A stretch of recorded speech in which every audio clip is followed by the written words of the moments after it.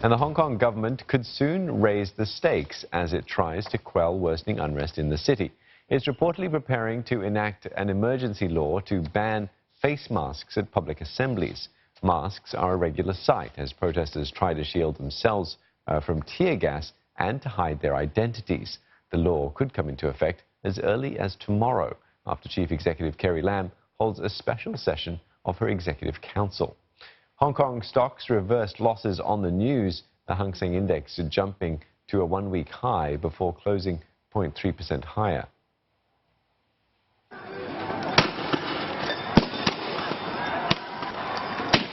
The city has seen a sharp escalation of violence in recent days, with some of the most intense clashes playing out on Tuesday.